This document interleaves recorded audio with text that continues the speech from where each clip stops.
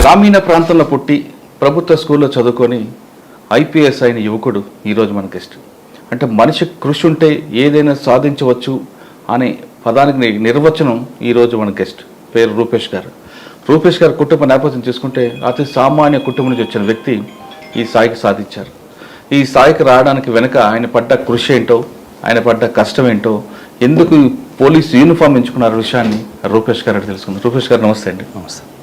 Engineering చదివిన Rupesh by ఛాన్సా by choice IPS తీసుకోవడానికి వాళ్ళ కుటుంబ నేపథ్యం ఏంటి ఒకసారి చెప్పండి. మేము మాది వరంగల్ జిల్లా హసన్పర్తి. సో అక్కడ పుట్టి పెరిగింది కూడా అక్కడే. సో ఫాదర్ ఆటో డ్రైవర్గా ఉండేది, మదర్ బీడీ కార్మికులు. సో బై చాయిస్ అనే చెప్పాలి, ఎందుకంటే చిన్నప్పటి నుండి కూడా సివిల్స్ మీద దృష్టి ఉండేది. సో దాని తర్వాత సివిల్స్ రాసి తర్వాత ఐపీఎస్ వచ్చింది. సో చాయిస్లో ఐఏఎస్ ఉన్నా కూడా ఐపీఎస్ వచ్చింది కాబట్టి I settle for IPS, but I like it actually. Okay sir, మీరు అంత సింపుల్గా ఒక వరల్డ్లో చెప్పారు, కానీ మీరు సివిల్స్ సాధించడం వెనుక అంటే ఆ కుటుంబ నేపథ్యం తీసుకుంటే నాన్నగారు ఆటో డ్రైవర్, అమ్మ బీడీ కార్మికురాలు, వాళ్ళు ఎంత కష్టపడితే ఈ స్థాయికి వచ్చారు. మీరు ఒకే అటెంప్ట్లో వెళ్ళారా? మీ గోల్ రీచ్ అవ్వడానికి మీరు పడ్డ కష్టాలు ఒక్కసారి చెప్పండి. బేసిక్గా 2013లో బీటెక్ కంప్లీట్ అయింది. బీటెక్ కంప్లీట్ అయిన తర్వాత అప్పుడు బేసిక్గా కొంచెం ఫైనాన్షియల్ డిఫికల్టీస్ వల్ల మనం ఏదో ఒకటి జాబ్ తెచ్చుకోవాలి అని చెప్పేసి జూనియర్ ఇంజనీర్ జాబ్ చేశాను. సెంట్రల్ పబ్లిక్ వర్క్స్ డిపార్ట్మెంట్లో జూనియర్ ఇంజనీర్ జాబ్ వచ్చింది. సో గ్రాడ్యుయేషన్ అయిపోయిన 10 డేస్కే అక్కడ చెన్నైలో జాయిన్ అయ్యాను. సో అక్కడ జాయిన్ అవుతూ సైమిల్టేనియస్గా ఎగ్జామ్ ప్రిపరేషన్ అనేది జరిగింది. సో 13లో బీటెక్ పాస్ కాగానే ఒకసారి రాసాము. సో అప్పుడు మనకేం తెలియదు యాక్చువల్గా ఎలా ఉంటుంది ఏంటనేది. సో దాని తర్వాత 14లో మళ్ళీ 15లో చేసి 16లో 4th అటెంప్ట్లో క్లియర్ అయింది. ఇంటర్వ్యూకి వెళ్ళి క్లియర్ చేసి 17 batch Indian police service select అయ్యాను. ఓకే, మీరు 17 మీరు బీటెక్ నుంచి మీరు జర్నీ చెప్పారు, కానీ బీటెక్ ముందు స్కూల్ వరకు చెప్పట్లేదు మీరు. అంటే ఒక ఆటో డ్రైవర్ అన్న వ్యక్తికి వచ్చే ఆదాయం చాలా తక్కువ ఉంటుంది. అమ్మ కార్మికురాలు, వాళ్ళు తెచ్చిన అంటే ఇద్దరు కష్టపడి పనిచేస్తేనే ఆ కుటుంబం నడిచే రోజులు అవి. మీకు బ్యాక్గ్రౌండ్ లేకపోయినా ఫైనాన్షియల్గా బ్యాక్గ్రౌండ్, వచ్చిన ఆదాయంతో మీరందరూ కుటుంబం ఎలాగా మీరు ముందుకు వచ్చారు? బీటెక్ వరకు వచ్చారంటే అది ఆషామాష వ్యవహారం కదా. మీ ఫాదర్ మదర్ చేసిన త్యాగం సార్ చెప్పండి. నిజంగా చెప్పాలంటే వాళ్ళు అప్పుడు కష్టపడ్డారు కాబట్టి ఈరోజు మేము ఈ పొజిషన్లో ఉన్నాము. ఎందుకంటే ఏ స్టూడెంట్ కానీ ఎవరు కానీ అంటే పిల్లాడు డెవలప్ అయ్యాడంటే పేరెంట్స్ కృషి కష్టంగా ఉంటుంది. సో బేసిక్గా వాళ్ళిద్దరు చాలా కష్టపడారు. నేను 10th వరకు జెడ్పిహెచ్ఎస్ గవర్నమెంట్ హై స్కూల్లో చదివాను హసన్పర్తిలో. సో దాని తర్వాత అంటే వాళ్ళు కూడా ఎక్కువ చదువుకోలేదు. ఫాదర్ కూడా 6th 7th క్లాస్ చదువుకుని ఆటో డ్రైవర్. సో మదర్ కూడా ఎడ్యుకేషన్ లేదు. లక్కీగా ఏంటంటే మా బ్రదర్, మా సిస్టర్ కొద్దిగా నాకంటే పెద్దవాళ్ళు ఉన్నారు. సో వాళ్ళు అప్పుడు ఇంటర్ డిగ్రీ చేయడం స్టార్ట్ చేశారు. సో వాళ్ళని చూసి నేను పాలిటెక్నిక్ చేస్తే తొందరగా జాబ్ వస్తాయని ఎవరో చెప్పారు. సో సరే పాలిటెక్నిక్ చేస్తే ఆ 3 yearsలో జాబ్ వస్తుంది, మనకు యూజ్ అవుతుందని పాలిటెక్నిక్ రాసాం. పాలిటెక్నిక్లో ర్యాంక్ వచ్చిన తర్వాత అంటే గుడ్డిగా ఉంటుంది అప్పుడు. అంటే ఎంత అవేర్నెస్ ఇప్పుడు అంటే చాలా అవేర్నెస్ పెరిగింది, కానీ ఆ టైంలో సో ఈవెన్ ట్రిపుల్ అనే బ్రాంచ్ తీసుకోవాలంటే నాది ఎలక్ట్రికల్ అండ్ ఎలక్ట్రానిక్స్ బ్రాంచ్ తీసుకోవాలంటే సీప్ అది వాళ్ళు బుక్లెట్ ఇస్తారు. ఆ బుక్లెట్లో ఏ కోర్స్ చేస్తే దేనిలో జాబ్ ఆపర్చునిటీస్ ఉన్నాయని టేబుల్స్ ఉంటాయి. అందులో ఈ ట్రిపుల్ ఈకి పెద్ద టేబుల్ ఉంది. సో ట్రిపుల్ ఈ చేస్తే ఎక్కువ తొందరగా జాబులు వస్తాయని చెప్పేసి దాన్ని చూస్ చేసుకున్నాం. దాని తర్వాత 3 సంవత్సరాలు ట్రిపుల్ ఈ చేసిన తర్వాత ఇక జాబ్ చేద్దాము ఎట్లా మనం అనుకున్నది కూడా అదే అనుకున్నాం. కానీ అప్పుడు ఎగ్జామ్ రాసిన తర్వాత ఈ సెట్లో మంచి ర్యాంక్ వచ్చింది. స్టేట్ లెవెల్లో 26 ర్యాంక్ వచ్చింది. సో అప్పుడు ఫాదర్ కూడా అండ్ మదర్ వీళ్ళంతా ఉండి కూడా ఇక్కడ దాకా వచ్చాము, మీరు చదవండి. అలాగే రీఎంబర్స్మెంట్ కూడా ఉండే అప్పుడు. సో అప్పుడు అన్ని ఆప్షన్స్ పెట్టుకున్నాం. సో మా అన్నయ్య ఉండే హైదరాబాద్లో అయితే మనం బేర్ చేయలేంరా, ఆ సీట్కి హైదరాబాద్ వచ్చేది. అప్పుడు ఇంటి దగ్గర ఉంది, పక్కన కిడ్స్ కాలేజ్ ఉంది, దానిలో ఫిల్ చేసుకోమంటే దాన్ని ఫిల్ చేయడం జరిగింది. సో బీటెక్ జాయిన్ అయిపోయి కూడా అప్పటి నుండి కొద్దిగా సివిల్ సెటిల్ చేసి ఏదో ఒకటి కొంచెం పెద్ద జాబ్ కొట్టాలి, కొంచెం సొసైటీలో రికగ్నిషన్ రావాలి.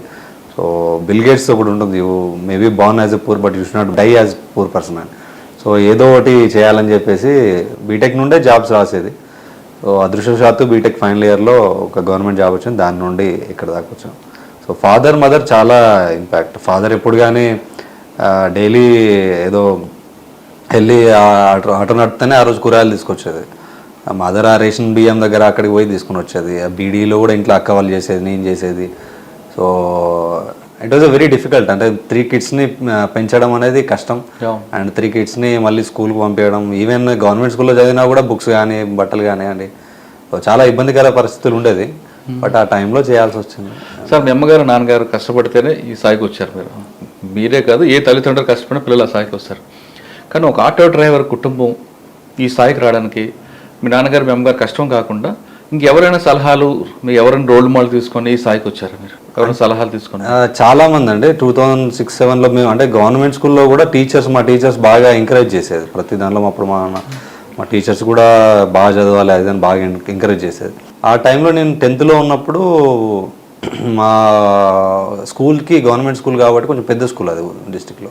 సో ఈ వన మహోత్సవం కానీ ఇట్లాంటి వాటికి కలెక్టర్లు వచ్చేవాళ్ళు.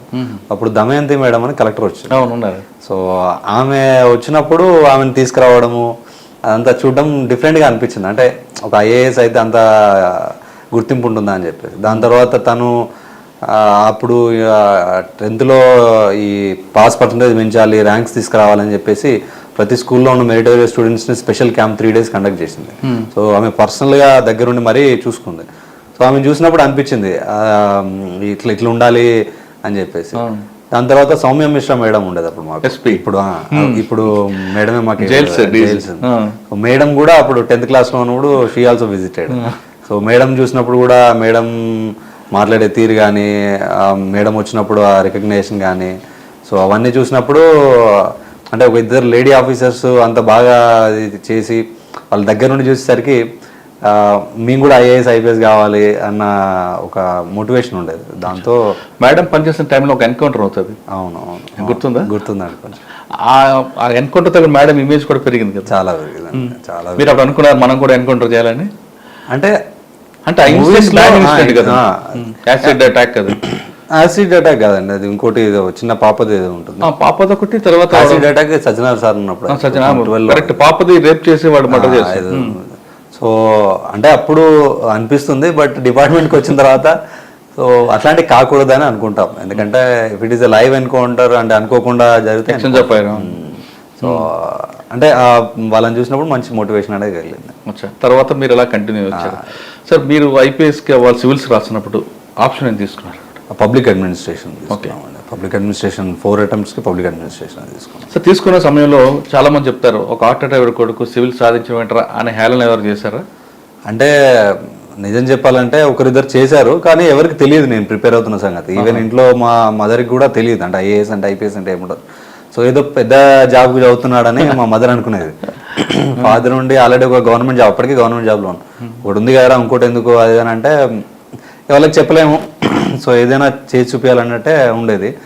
సో కంప్లీట్గా నా ప్రిపరేషన్ అంతా చాలా ఐసోలేటెడ్గా జరిగింది. నేను సెలెక్ట్ అయ్యేసరికి నాకు అసలు ఇంకొక ఇంటర్వ్యూ సెలెక్ట్ అయిన క్యాండిడేట్ కూడా తెలియదు నాకు. నేను ఎగ్జామ్ రాసినప్పుడు నేను ఒక్కరిని పోయి ఎగ్జామ్ రాసేది వచ్చేది. సో నాకు ఎవరు తెలియదు యాక్చువల్గా, నిజం చెప్పాలంటే ఏం లేదండి. అంత కొంచెం అంటే చాలా ఐసోలేటెడ్ గా జరిగింది. ఇంటర్నెట్ చూసుకునేది అప్పుడు, బ్లాగ్స్ బాగా ఉండేది. సో కొన్ని బ్లాగ్స్, కోచింగ్ సెంటర్ కూడా వెళ్ళేది. కోచింగ్ సెంటర్ అంటే ఓన్లీ టెస్ట్ సిరీస్లకు రాయడానికి వెళ్ళేదండి. ఎందుకంటే ఎవాల్యుయేషన్ ఈజ్ ఇంపార్టెంట్ ఎగ్జామ్లో. సో ఎవాల్యుయేషన్స్ కోసం కొన్ని కోచింగ్ సెంటర్స్ ఓన్లీ వీకెండ్లో టెస్ట్ సిరీస్ రాసేది. కొంచెం కామ్గా వెళ్ళి రాసుకొచ్చారా? కొంచెం అంటే అది ఒక రకమైన అడ్వాంటేజ్ కలిగింది లాంగ్ టర్మ్లో. ఎందుకంటే మోస్ట్ ఆఫ్ ద టైం మన పక్క వాళ్ళని చూసి పీర్ ప్రెషర్ ఉంటుంది, పేరెంట్స్ ప్రెషర్ ఉంటుంది, కెరీర్ గురించి ఉంటుంది. సో ఆ టైంలో 3 లేవు. ఒకటి మా పేరెంట్స్కి నేను కావాలన్న ప్రెషర్ ఏం లేదు, నా పక్కన నాతో ప్రిపేర్ అయ్యే వాళ్ళు ఎవరు లేరు. ఇన్ఫ్యాక్ట్ నాతో ప్రిపేర్ అయిందంతా కూడా మా ఫ్రెండ్స్ అందరూ కానిస్టేబుల్కి, అప్పుడు విఆర్ఓకి, గ్రూప్ 2కి అవన్నీ పడ్డాయి అప్పుడు. సో వాళ్ళకి ప్రిపేర్ అయ్యేది, వాళ్ళు దానికి ప్రిపేర్ అయ్యేది, నేను దీనికి ప్రిపేర్ అయ్యేది. So there is no peer pressure. So already ఒక గవర్నమెంట్ జాబ్ ఉంది. సో కెరీర్ గురించి కూడా పెద్ద టెన్షన్, ప్లాన్ బి మీద ఉంది, రెడీగా ఉంది కాబట్టి సో పెద్ద టెన్షన్ పడాల్సిన అవసరం లేకుండా సో అది కొంచెం కాన్ఫిడెన్స్ బూస్టప్ చేసింది. అంటే మీరు సివిల్స్ రాసే వాళ్ళు ఎవరైనా సరే పబ్లిసిటీ లేకుండా కామ్గా రాసుకుంటే సక్సెస్ అవుతారంటారా? ఎప్పుడు కానీ ఏమవుతుందంటే అంటే నా పర్సనల్ ఒపీనియన్లో ఏంటంటే సివిల్ సర్వీసెస్ ప్రిపరేషన్ మనం డిగ్రీ అయిపోయిన తర్వాత మనం ఒక సబ్జెక్ట్ చదువుకు ఎక్స్పర్ట్ అవుతాం డిగ్రీలో. తర్వాత సివిల్ సర్వీస్కి వచ్చేసరికి డిఫరెంట్ కాన్సెప్ట్స్ ఉంటాయి. Actually you will start understanding the society కానీ, ఎకనామీ కానీ, ఇంటర్నేషనల్ అఫేర్స్ కానీ మీకు అర్థమవుతూ ఉంటుంది. ఆ టైంలో మనం ఏం చేస్తామంటే విజ్ఞాన ప్రదర్శన చేస్తారు చాలామంది. అంటే ఊరికే టీ దాకుంటూ వాటితో చెప్పడము, ఇండియా ఇట్లా చేస్తే బాగుంటుంది, ఇండియా పాకిస్తాన్ వార్ పోతే బాగుంటుంది, అదంతా అవసరం లేదండి. అంటే it's treated as a exam. ఒక ఎగ్జామ్ ఉంది, సిలబస్ ఉంది, చదవాలి, you prove it in the exam. నువ్వు విన్ అయిన తర్వాత మీరు ఏదైనా చెప్పడం నడుస్తుంది. కానీ చాలా మంది ఏం చేస్తారంటే 3-4 months కోచింగ్ కానీ చదవడం కానీ చేస్తే చాలా విషయాలు తెలుస్తాయి. సో దాన్ని అక్కడ ఇక్కడ మాట్లాడడము, డిస్కస్ చేయడము, ఆర్గ్యూ చేయడము, డిబేట్స్ చేయడము, మనకు పవరే లేదు ఆర్గ్యూ చేసి డిబేట్ చేసి. ఇప్పుడు మన విదేశాంగ విధానం ఎట్లుండాలనేది నువ్వు బ్యూరోక్రాట్ డిప్లొమాట్ అయిన తర్వాత డిసైడ్ చేయవచ్చు. సో ముందే డిబేట్ చేసుకోవడం, దానివల్ల అన్నెసరీ టైం వేస్ట్ చేసుకుని జరుగుతుంది. సో కామ్గా we should treat it as an exam. Syllabus ఏముంది, మనకు రాని చదువుకోవాలి, మనకు వచ్చినాయి పక్క వాళ్ళకి వచ్చినాయి మాట్లాడుకుంటే ఇద్దరం ఈక్వల్గా ఉంటాం. మన రాని డౌట్స్ క్లియరెన్స్ సెషన్స్ అట్లాంటివి పెట్టుకుంటే బాగుంటుంది. ఓకే, ఫస్ట్ అటెంప్ట్లో కుట్టారు మీరు? లేదు, 4th attempt అండి. మరి 4th attempt వరకు మీ ఫాదర్ మదర్ ఏమనలేదా? అంటే ఫస్ట్ అటెంప్ట్ అసలు రాసింది ఎవరికి తెలియదు, అసలు నాకే తెలియదు ఎగ్జామ్ ఎలా ఉంటుందో. సెకండ్ అటెంప్ట్ నేను చెన్నైలో ఉండేది, అప్పుడు కొద్దిగా కష్టపడి రాశాను. అప్పటి వరకు కూడా అందరికీ పేరెంట్స్ హైదరాబాద్లో ఉండేది, నేను చెన్నైలో ఉన్నాను. సో అప్పుడు వాళ్ళకు తెలియదు.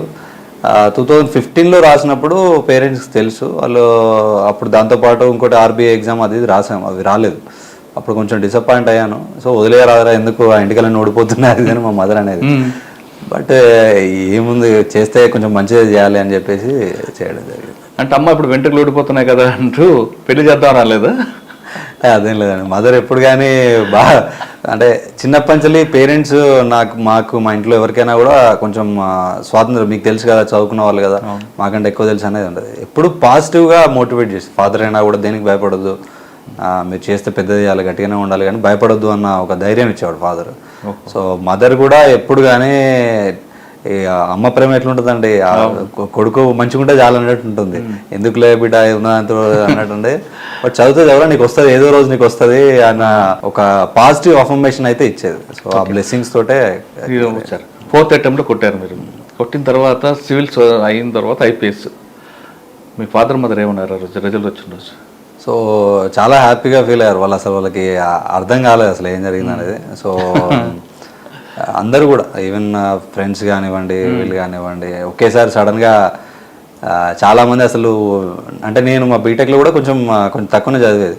సో నాకు ర్యాంక్ వచ్చిన తర్వాత చాలామంది సివిల్స్ ప్రిపేర్ కావడం స్టార్ట్ చేశారు. అంటే వీడికి వాళ్ళ గురించి కాదు, మీ ఫాదర్ మదర్ ఫీలింగ్ చెప్పండి. ఎందుకంటే కలెక్టర్, ఎస్పీ అంటే మీ నాన్నగారి దృష్టిలో టాప్.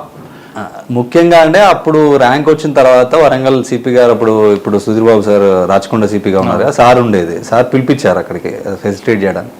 సో అప్పటి వరకు పోలీస్ స్టేషన్ పోవాలన్నా మాకు చాలా భయంగా ఉండేది. సో అప్పుడు పోలీస్ బండి ముందుండి మేము వెనుకుండి పోలీస్ పైలట్లో తీసుకెళ్ళి కమిషనరేట్ లోపలికి, నేను అక్కడే బస్ దిగి బస్ ఎక్కేది నేను అక్కడ వరంగల్లో పబ్లిక్ గార్డెన్ దగ్గర. సో దానిలోకి తీసుకెళ్ళి కమిషనర్ గారు 1 గంట కూర్చోబెట్టి ఇట్లుంటుందమ్మా మీ కొడుకు బాగుంటుంది, ఐపీఎస్ అయ్యాడు అది అని చెప్తే చాలా హ్యాపీగా ఫీల్ అయ్యారు. సో అప్పుడే అంటే చాలా at least we made our parents proud అని చాలా హ్యాపీగా ఫీల్ అయ్యారు. మా మదర్ అయితే ఆల్మోస్ట్ క్రైడ్. సో అందరికీ చెప్పుకునేది బయట, దాని తర్వాత అయినా కూడా నా కొడుకు ఇట్లా, నా కొడుకు అలా అని చెప్పేసి. వెంటనే పెళ్ళయిందా? వెంటనే అంటే ఒక 6 నెలలకు పెళ్ళయిందండి. లవ్ మ్యారేజ్ అండి. నేను క్లాస్మేట్, డిప్లొమా క్లాస్మేట్. అంటే కామ్గా చదువుకుంటూ కామ్గా ప్రేమించారా?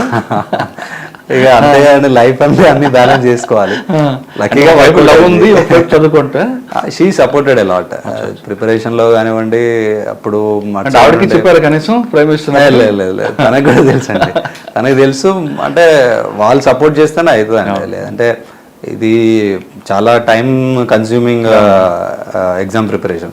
సో వాళ్ళు సపోర్ట్ చేస్తేనే అవుతుంది. సో వాళ్ళ ఇంట్లో కొంచెం పేరెంట్స్ ప్రెజర్ పెట్టి చేసినా కూడా తను ఆ ప్రెజర్ అంతా తీసుకొని చాలా సపోర్ట్ చేస్తాను. ఆవిడే చదువుకున్నారండి?